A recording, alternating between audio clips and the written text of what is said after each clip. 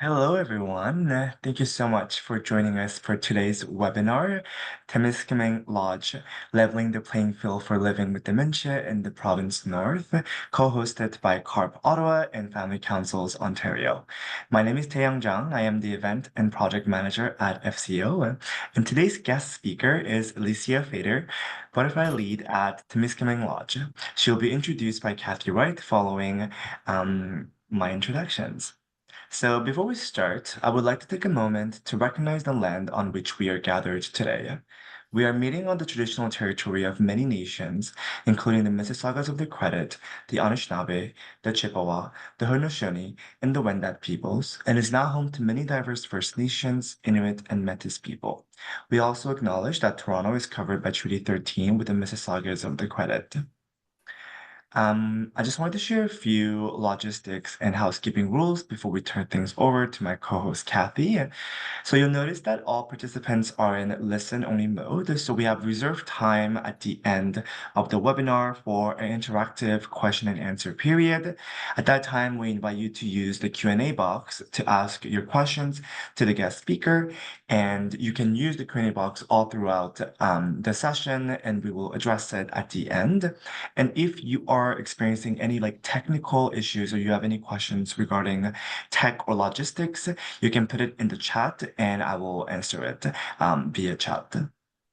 And during the Q&A, Margaret from CARP will come on to facilitate.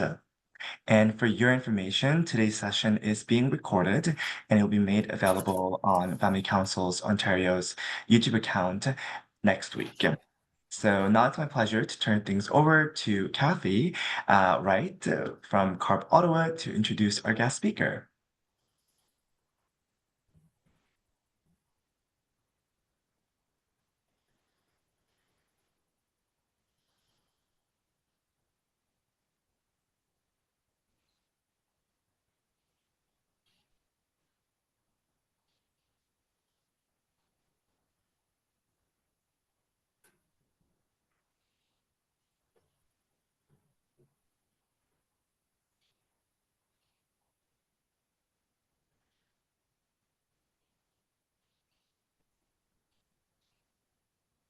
Okay, sorry about that. Quick technology looms all the time. Anyway, apologies. So good afternoon, everyone, and many thanks to Taeyang and Family Councils Ontario for co-hosting CARP Ottawa's webinar today.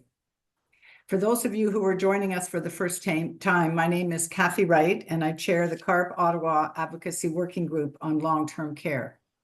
For the last 5 years or so, CARP Ottawa has been collaborating with other CARP chapters and like-minded organizations across Ontario to influence change in the long-term care homes from institutions to homes.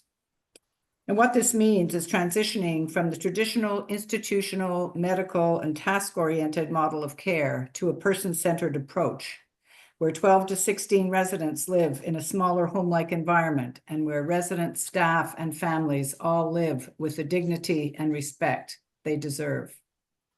And we want to highlight the positive opportunities that already exist in Ontario and other parts of Canada to enhance the quality of life for both those living and working in long-term care homes. And we are encouraged with the homes that have already transitioned, such as Temiskaming Lodge, but although the numbers are increasing, it is still a very small percentage of the over 600 long-term care homes in Ontario. So we need your help to improve the quality of life for both residents and staff in long-term care homes. Please share the information you learned today with your family and friends. Contact your MPP or city councillor and ask why more long-term care homes are not being encouraged and supported to transition from their institutions to homes. After 40 years of a struggling long-term care system that led to the horrific tragedies exposed by the pandemic, don't you think it's time? If you're interested in more information or supporting us in any way, please contact us on our website at www.changeltcnow.ca. And I now have the pleasure of introducing our guest speaker, Alicia, the Butterfly Lead at Temiskaming Lodge. Alicia, a social service worker with over 6 years' experience in long-term care homes, is working alongside the Jarrett Health Services team at Temiskaming Lodge. Alicia knows from her personal and professional experiences the many losses families face when a loved one's illness takes over.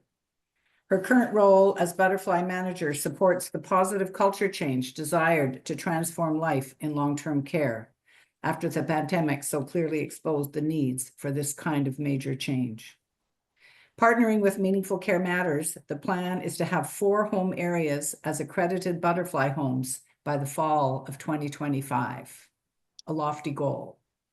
Alicia, congratulations to you and your team, and very many thanks for taking the time to present to us today. The mic is now yours. Perfect. Thank you, Kathy. I'm going to just share my screen first before going on.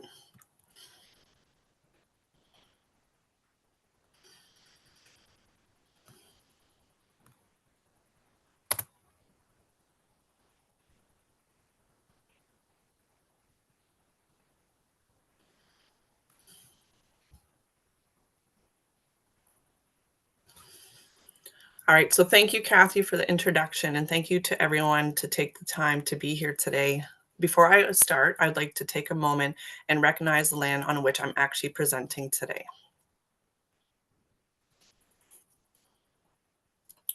We respectfully acknowledge that Temiskaming Lodge is within the Robinson-Erie Treaty, Treaty 9, and unceded Indigenous territory, specifically within the traditional territories of Beaver House, Matachewan, Temagami, and Temiskaming First Nation. Today, these lands encompass communities with enduring presence of Algonquin, Anishinaabe, Ojibwe, Cree, and Métis people. We acknowledge that Original people have been stewards and caretakers of these lands and waters since time, acknowledge that they continue to maintain this responsibility for generations to come. With honor and respect, we say miigwech to the Original peoples and affirm our commitment and responsibility to reconciliation. To start us off, I'd like to start with a story. So recently, a woman from Temagami First Nation moved into our home. She comes from a very traditional community where she lived off the land in traditional housing. Due to some health issues, she moved into her home to provide that support that wasn't available to her on the reserve. This has been an adjustment for her, but we have done everything we could do to learn and better understand her needs as First Nations women living in our home. We actually took the same approach that we take for all our new residents. Currently, we have provided some special consideration in 2 areas. So one, we are supporting her to continue with her monthly smudging. We required special permission from our local fire services to do this. And 2, because she isn't used to living in the European-like home, we tried to accommodate her in any way she requests. This is a huge adjustment. We will continue to learn about her and her culture and how it fits into a long-term care home.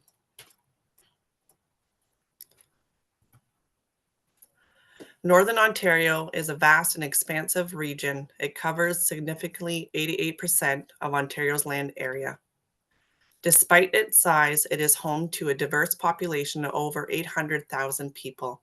This includes a significant Indigenous community representing half of the province's Indigenous population. And also Francophone presents accounting for 20% of Ontario's Francophone resident. The region's landscape is varied and unique, characterizing by rocky terrain, lakes, muskegs, and fertile farmlands. These diverse features contribute to a mix of urban centers and remote communities, each with its own distinct character and challenges. The vast distance between communities and often harsh climates pose unique challenges for our residents, particularly in the north. Seniors living in the northern communities. So projections indicate that Northern Ontario's population is aging faster than the rest of the province as a whole. In 2016, Canadian census revealed that 20% of Northern Ontario's population was composed of seniors aged 65 and older. This increased by 23% by 2021, indicating a substantial rise for senior population within a very short period. Furthermore, projections suggest that population of Northern Ontario is aging at a faster pace than the rest of the province.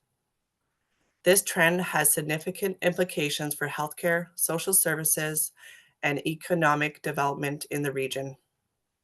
As the senior population grows, there will be an increased demand for age-related services, including healthcare, long-term care, and home support.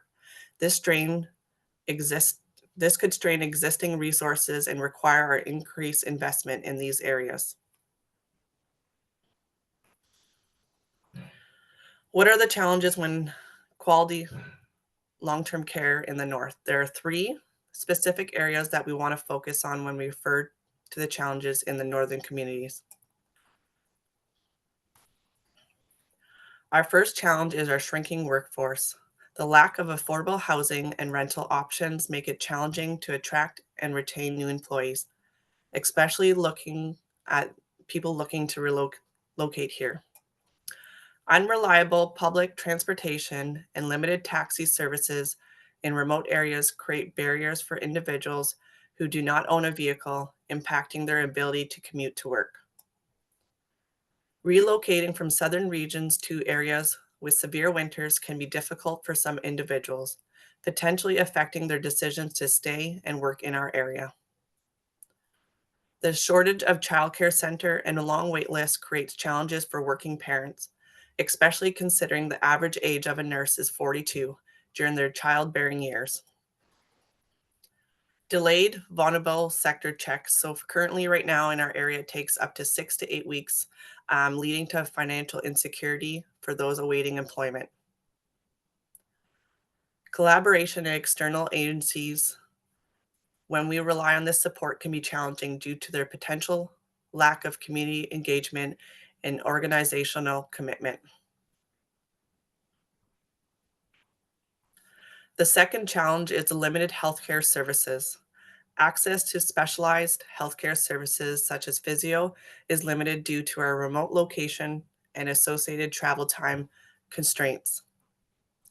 Pharmacy, we might have some issues getting the medication we need because of unexpected problems, and that could be risky. Some more specialized drugs, such as antibiotics, for example, might be difficult to get. Living in a remote area means getting healthcare can be tricky. Both access and transportation are very difficult.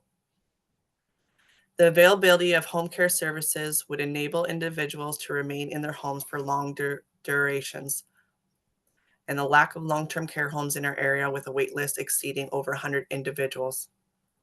With the higher wait time, this causes people to be more advanced in their illness and putting stress on our local hospitals. Lastly, the third challenge for northern communities is our dementia prevention resources. Mental health is a key factor in reducing dementia risk. Conditions such as chronic stress, depression, anxiety, and social isolation have all been associated with heightened risk of cognitive decline. Additional risk factors for dementia include chronic disease, so managing these like diabetes and high blood pressure with the help of doctors and specialists can lower the risk of dementia. Preventing diabetes, particularly type 2, is crucial. Research suggests that diabetes can elevate the risk by implementing blood flow to the brain and causing inflammation. Maintaining a healthy diet is crucial for brain health. Being remote means higher food costs and also less donation at our local food banks. Excessive alcohol consumption and smoking also damages our overall health, including our brain health. So Temiskaming Lodge is not your average long-term care home in the north. So here's a picture of our home situated in a farming field with a few homes and stores around it, but mainly just farmland.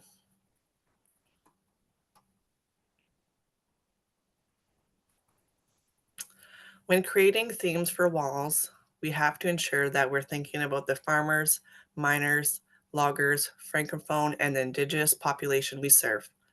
The interior design for a butterfly home should reflect the unique interest and personalities of its residents.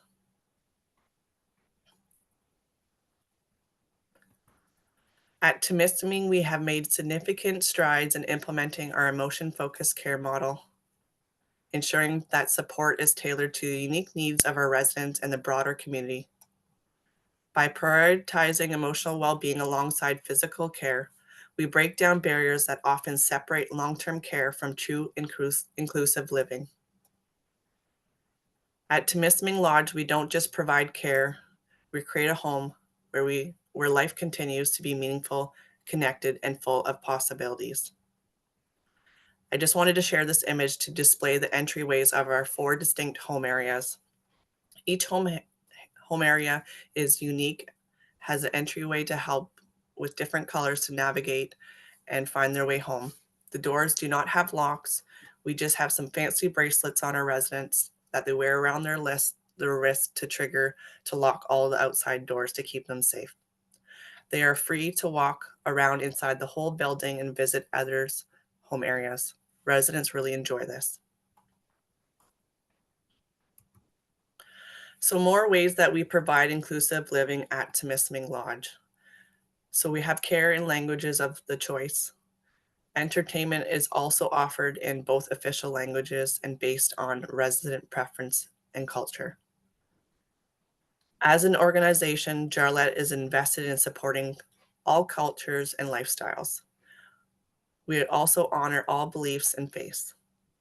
We have connections with our local churches and First Nation communities. And as mentioned at the beginning, we offer our monthly smudging ceremonies to support Indigenous and the practices they would do at their own home. How to support better emotion-focused care in the North. We don't have great person-centered dementia care in Ontario if everyone doesn't have it. We need help from our families in the South. Contact your local MPP and ask about dementia care in unserved areas like the North. Contact your local media and ask them to write a story, media outlets from the South with larger audiences. Support us to demand a different funding formula for dementia care in the North. Seniors care, actually.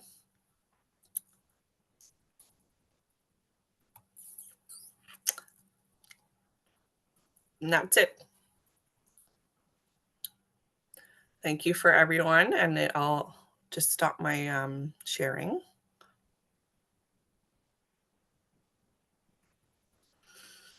Well, thanks so much, Alicia. You've given us an overview of the issues that you're facing, and we've seen the pictures, and so it looked cold, but this is the North.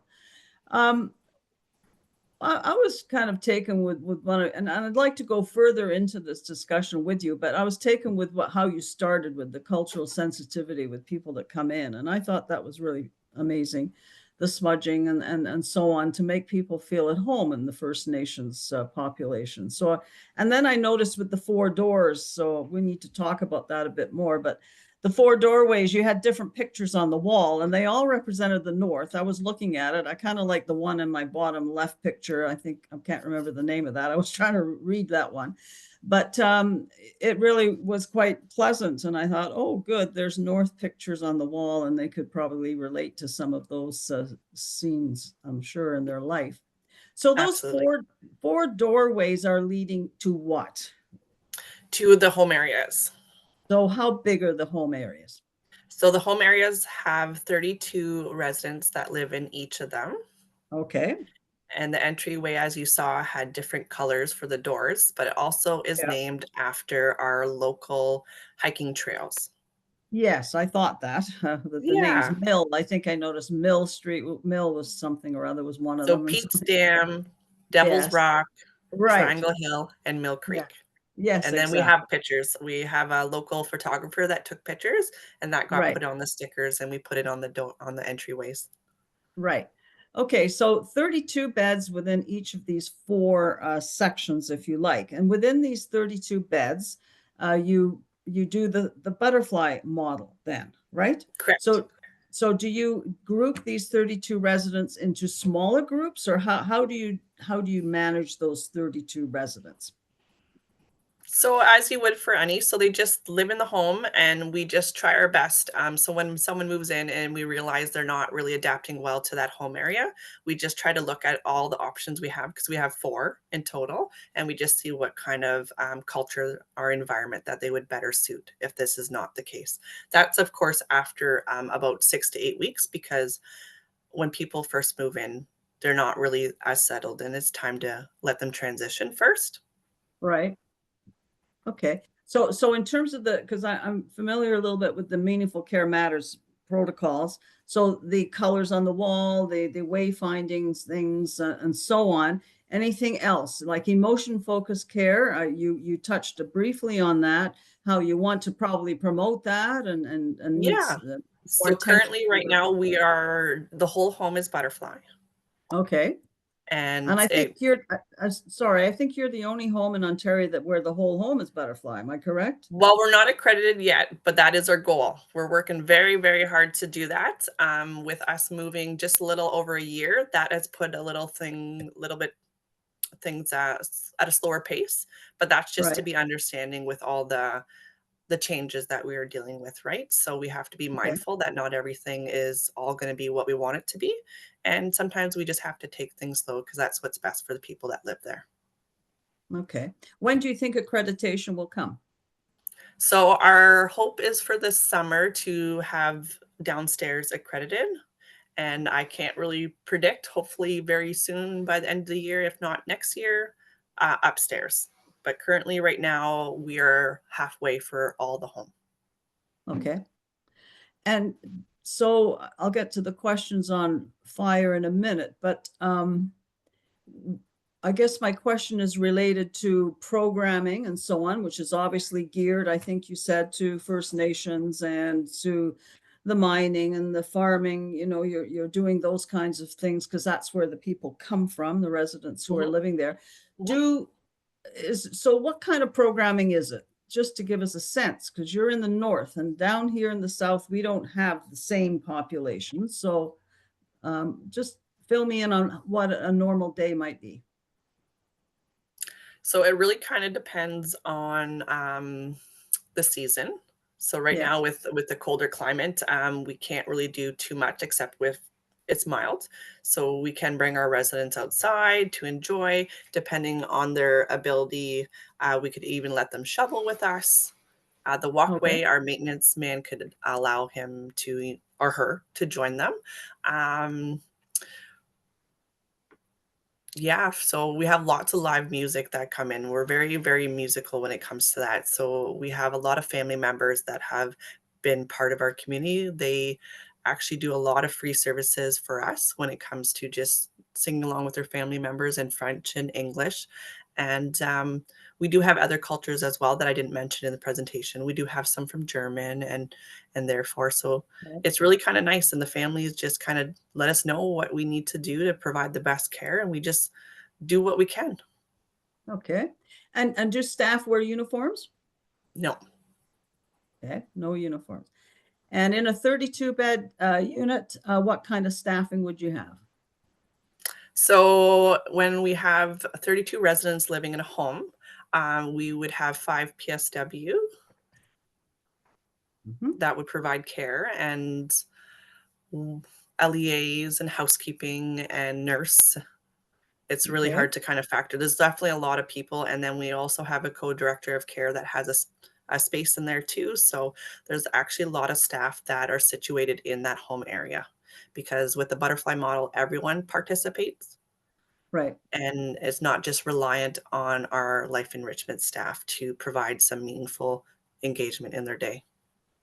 And do the residents eat together then? Do they help set the table? What are they doing with the food part?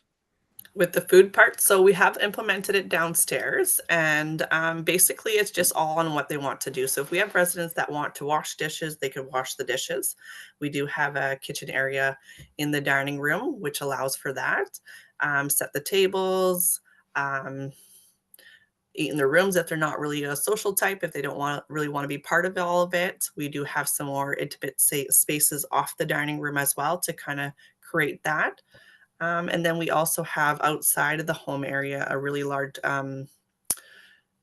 nice family dining room that supports family members that could have an intimate space outside of the home area to allow for celebrations like birthdays or Thanksgiving or whatever those types of things are. Okay. So the questions are starting to come. One is on staff, always on staff. You've mentioned it's the issue, and it's a huge issue. I can see it. You pointed out at the beginning, Francophone staff, the climate, and all the rest of it. So you want to have 5 PSWs and a nurse and housekeeping and so on and so forth. How often does it happen they don't come because the transportation's not there and climate was a problem? It really, really, really depends. But thankfully, we definitely have a strong leadership team. So a lot of us live very close. So if for whatever reason, we would be able to pull on all our resources. We're a pretty strong team when it comes to that. Okay. And smudging was a question. Fire risks, fire safety. How did you I manage know that? it was quite unique. I'm actually quite blown away by it because I've been with Temiskaming Lodge for quite some time, and this is not a conversation that would have been so welcomed, but it was kind of great. So our fire people here are very, very, very wonderful and very open to it. They have absolutely no problem. So we just call them in advance to let them know to ignore our alarms. Oh, okay, fine. And does Yeah. it happen often, or do they go off? No. So when we are gonna pull them, Oh, I see. or they're They gonna get shut them. set off, we call them ahead of time. Okay. Our fire department actually is probably 3 houses away. It's super Okay. close. We're very small. Okay, fine. Okay. And, smudging, I've been through smudging actually, and I've done all this. How does that equate, do you think, with health? Like I realize, smudging is very important cultural aspect for First Nations.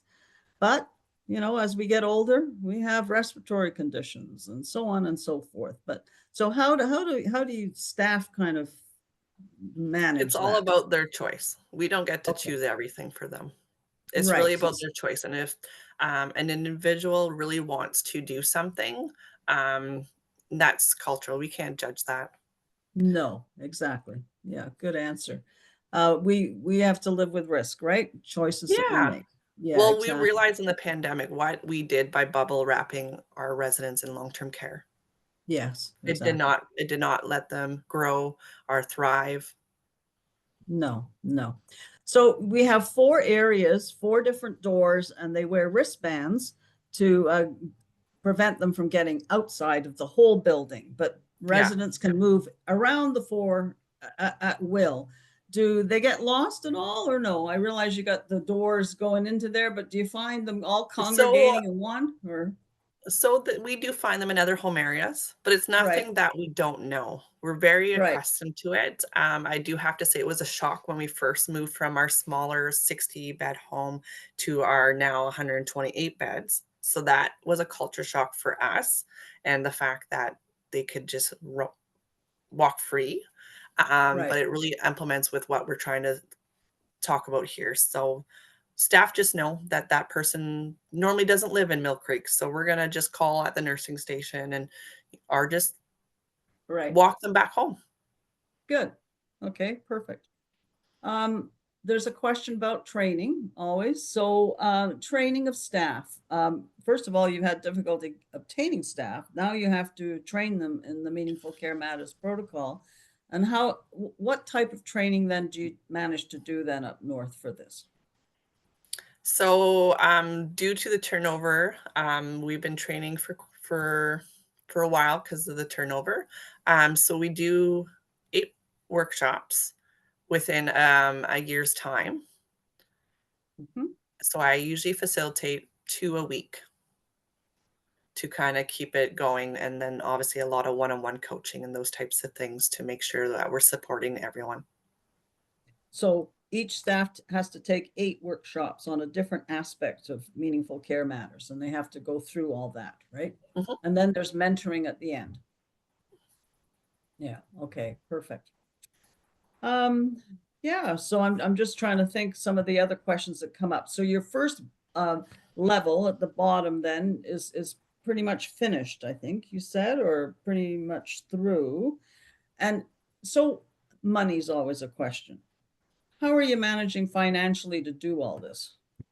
So I believe we have funding. I don't have all the answers when it comes to the aspects of that. That is definitely something that's higher above than me. But when it comes to, let's just say, doing the stuff on the walls, I do really appreciate that family members want to give us items.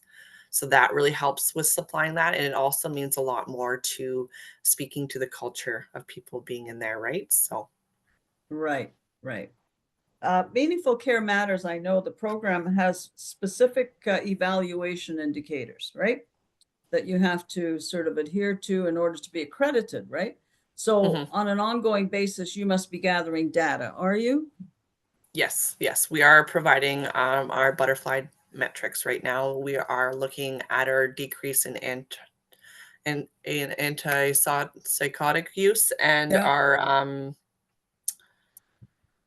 our improved behavior and resident sleep patterns and how many times resident our staff call in sick. Okay. And staff satisfaction. So staff turnover, that's an issue, not because they're unhappy maybe, but because they want to move south, or I'm just trying to Yeah, think. so I'm definitely knowing now that for our home that specifically people actually seek out because we are a butterfly home. I'm definitely feeling from the community, people much rather do what's best, really fight for change and stuff. So I do know that we have a lot of people come here for that reason. It's just that for us, it's the housing. So just last week, not last week, last month, we had our orientation, but due to people staying in a hotel and could not find a place, they had to leave. Okay. Right. So really some different kind of issues you're facing then in terms of turnover for sure. Okay. So accreditation may be coming down the road then. That's good. And you're working on it. That's perfect. That's hard to do, I know. And you're all working hard to keep all those stats. So another question here is the stats in the north. So it's interesting. You mentioned at the beginning, there's a wait list you have for, I think, 100, right? You said 100 and It's around there, yeah. around It there. fluctuates How from many other, 80. yeah, 80 to 100? Yeah. Okay. How many long-term care homes are there? And I guess they're spread out because it's the north. You say 800,000 people are up there. So your area, how big is, and you serve how much of an area of the 800,000 do you think? All of that or some of it, or? We have people come from quite a distance too, and depending to where that resident's family is situated. So we just had a resident that moved from London, Ontario, because this is Oh, where her main core family was. right. So it just kind of depends on that too. So we have a lot of people come from far. From far away, right. And from London, Ontario, probably not one of your regular sort of um, groupings of the farmers and the miners and the First Nations and so on. So really Yeah, a catch bag, if you like, of where the residents are coming from, right? right. And, Absolutely. and how do they manage together? Um, I th- I think they do really well. You just kind of have to match the personalities and really kind of see what kind of friendships are coming about. But Right, right. they just they just really want to do well and be surrounded by people that care and just creating an atmosphere that cares and feels safe. People will do good. And do you ever find that some of them might be upset with some of the things that are going on within one culture or another, or no, you're able to kind of, So I do find some conflicts with our older generation, right? Because we do have a right, lot of cultures coming in, and that's not something that's as common for our remote northern area. So that it is right. new. It's new Um, for them. Yeah. yeah, So they might not understand some of these practices you're doing. So that would be new. And if they have dementia, it might be more difficult for them to grasp, right? yeah, for sure, Right. for sure. Yeah. Francophone resources, is that an issue? Not for us. We're actually, I live 15 minutes from Notre Dame de Nord. My son Right. that plays hockey actually plays there every Wednesday for practice. We are very close, so we are very fluent in both. And both, right. Okay. All right. Here's a question here. I love the names of your home areas. How did you pick these? You mentioned it was because of the trails. Are they 4 major trails in your area then? So we actually had a challenge go on in our homes. So we asked all staff, our residents, our family members to kind of put their 4 ideas because we knew we would have 4 home areas. And then we posted all the results, and then everyone got to vote on it. And so the most vote won. So that was Oh, pretty okay. fun. We really involved everyone. It was really fun. We had a great big board about it, and it made it really exciting in our prep to move to the new building. Okay, that's good. Another question here, stats. So back to stats. How many of your residents, so you have 4 times 32, how many in that total would you say have dementia? So that's another mixture that we're having. Definitely a lot with Alzheimer's and under that whole umbrella. But then we have some younger people coming. So our youngest resident, I believe, is 60 years old. Wow.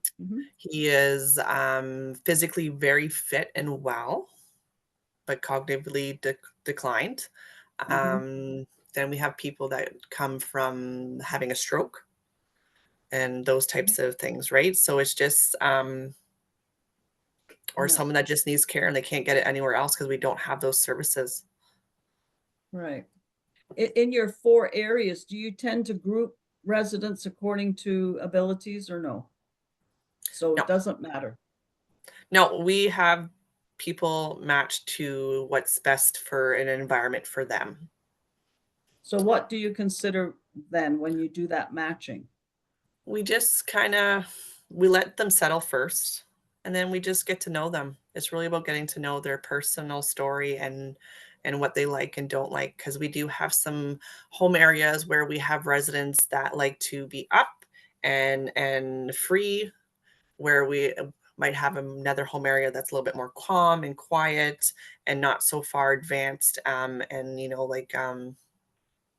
let's just say country music, and you wouldn't want to put someone that doesn't like country music in there or that type of thing, Right. right?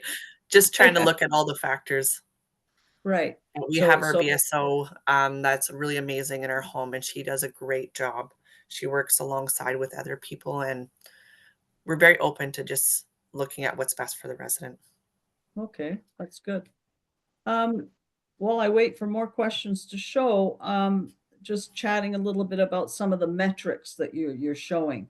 Do you find one of the metrics we find in some of the other homes, I'm sure you're finding it, you just didn't mention it, was food wastage? Are people like food? Is the food, what kind of food do you provide? Is it more traditionally based in that food that they would be used to based on their culture, or, and I'm thinking about food wastage and nutrition and. Yeah. So obviously we do have some residents that don't like larger portions, right? Just from their Right. culture and stuff. So we make sure that that's on their Cardex. So when we're giving that, there is a menu that is posted, but also residents are able to attend the food committee and ask for specific food. And then we can also have special moments where residents would cook a meal. So they would say you want homemade spaghetti sauce. So then we get the ingredients, we cook it together, and then we would make a little intimate lunch or dinner for that group of people that Right. wanted to make that. So that way we could do specific things for those group of people. Right. So that's good. That's important because, and then you probably find, back to my original question, there's probably less food wastage and there's probably better nutritional metrics for your residents. They're probably healthier for that, I'm Yeah, imagining. absolutely. Absolutely. Yeah, exactly. So foods, nutrition supplements, do you use them then? I would imagine you use less and less of them if you're feeding them foods that they prefer. Yeah, that's definitely not something I have looked into, but that's definitely a great point, Mark. Yeah, yeah. Yeah. some homes have noticed, less Ensure and all those kind of products Yeah, because it's they're not better. something I thought about. Yeah. I'll have to yeah. bring that back to the team. In terms of sleep patterns, you're noticing a change. That's a good what exactly? Like how many hours they sleep, or how many times they wake up, or do they get up, or like what are you thinking about in sleep patterns? So we just kind of look at moments that a resident gets up without, of course, being toileted, right? You just Right. looking at how many times and who are the residents, and kind of getting to understand if that has decreased. Yeah. Also, another thing we strive for is our staff at night to wear formal like pajamas and that kind of stuff, so it could kind of trigger what time of the day it is too, and kind of let them know, and it really Right. supports that. Yeah. Right. Good. Okay. There's a question here about, a regular, for use of a better word, long-term care home, one that doesn't have an innovative model versus one that has a butterfly model. And I'm not sure you can answer this question because it goes into some specifics in terms of convincing politicians and regarding financial considerations, and how does the financial model of the butterfly compare to a standard. And what I've learned doing these webinars is that and you can help me through here, but that the financial implications, things even out after a couple of years, because you've got your staff trained, you've got your model in place, you put everything in place. Initially, there might be more funding required, but after a couple of years, it evens out to what a standard long-term care home might be. So I don't know if you have any thoughts about that, or if you ever have been in a standard long-term care home or worked in one and see that, or yeah. I would not say that I know too much about the financial aspect when it comes to the right. two. Just from my experience itself, I actually just facilitating a workshop yesterday, and I was just sharing with my team how far we come, and they would never go back to work in another institutionalized place, long-term care. And another factor would be staff retention, right? Yes. Just kind of thinking in time of all that effort that we do to train, and it's just having people stay for the longer term because they actually want to. It would be really beneficial. Temiskaming Lodge, is it a municipal? No. What home is it? Is it not a non-profit municipal? I'm trying to remember. What are you classed as? Do you know?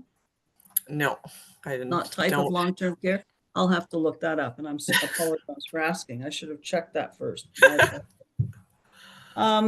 Yeah. So it's really difficult. The other thing that we've noticed with other webinars that we've done is that the cost outlay when you're training, because do you take people off the floors then to do those workshops, or did they come in at a different time?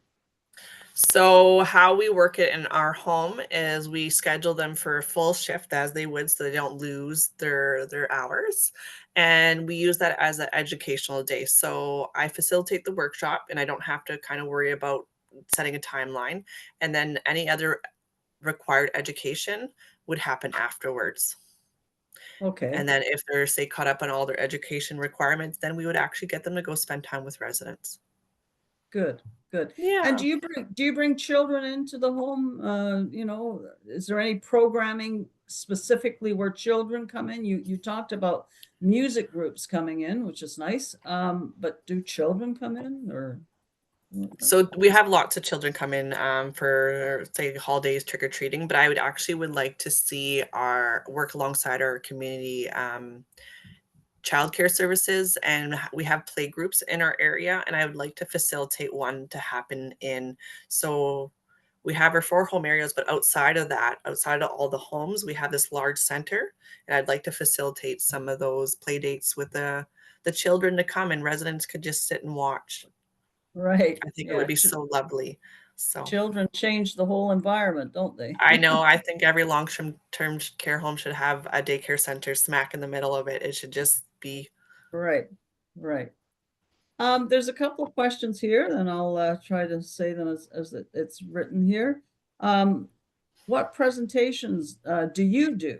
So you're doing one today that capture the attention of your administration and board as you're trying to implement the butterfly model there? Do you do presentations, or do you look at So models? I have on behalf of our organization, I think it's just when it comes to the butterfly model of care, I am so excited. I am very Mhm. nervous when it comes to presenting, but when you're really passionate and think something needs to change and just are really proud, you kind of push through that. So when it comes to that, I will willingly do anything to speak about how some kind of motion focused care should be in long-term care. After the pandemic, I just can't see us doing any other way. So I see the passion and I hear it, and you're a pleasure to talk to. What is it that makes you feel that way? So like I said, I worked at long-term care for a while, but I think for myself, it was something that hit me personally. Working during the pandemic was really, really hard. But also having my grandfather pass away during isolation and not being able to see him. Yeah, So just I just know I'm not the only person in the world that goes through those things. And in my previous position before being butterfly manager, I was the person that did all the admissions and discharges at the lodge, and just hearing the struggles and stuff, right? So right, we just need to band together and make change. right. Thank you for sharing the personal story. It was horrific. We saw it. And when I looked at your building, that one picture you had of it was all on, there was two levels, right?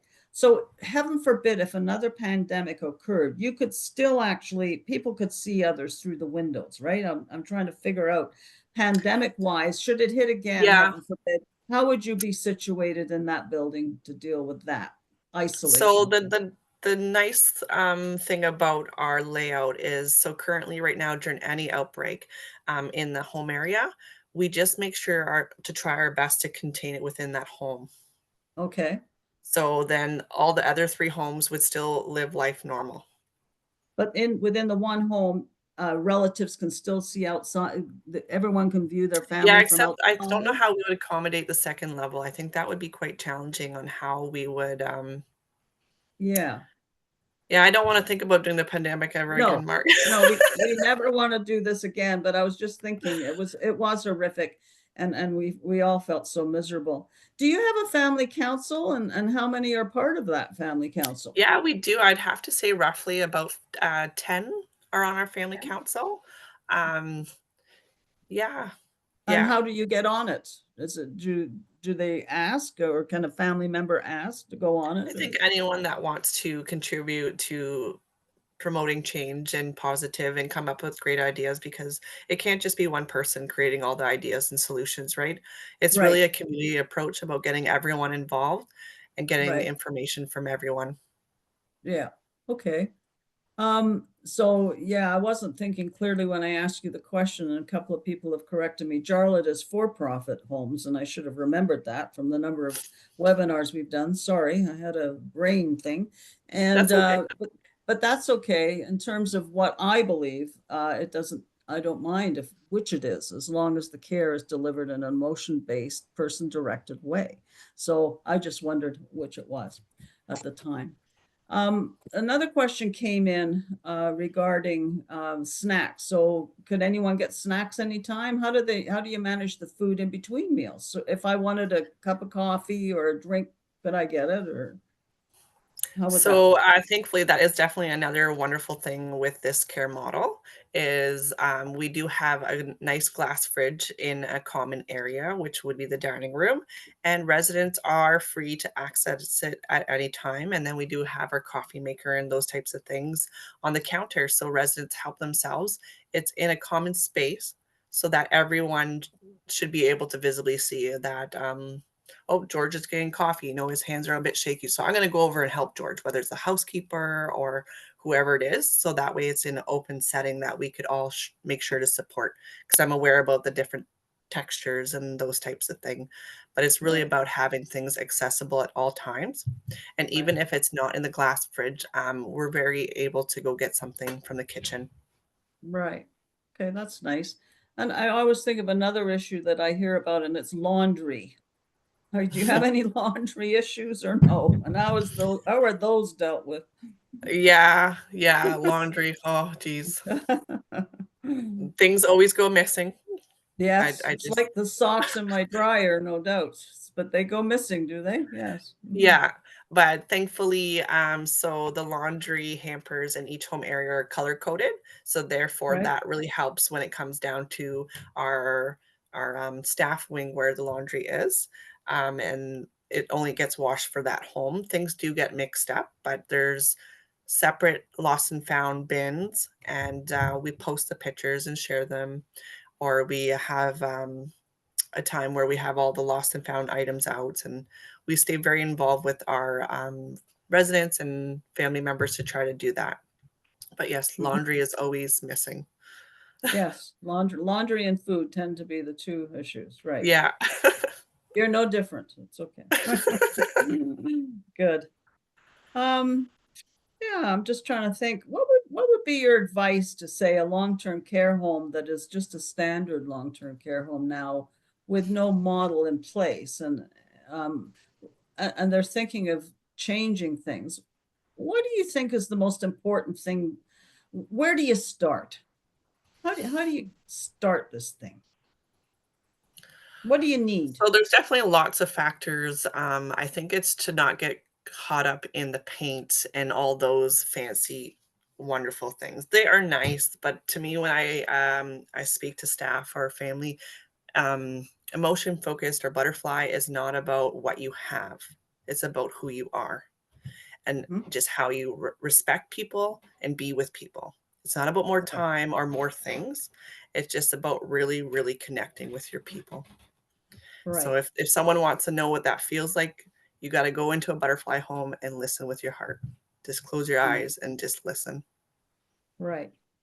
And would you say one of the more important elements is the leadership?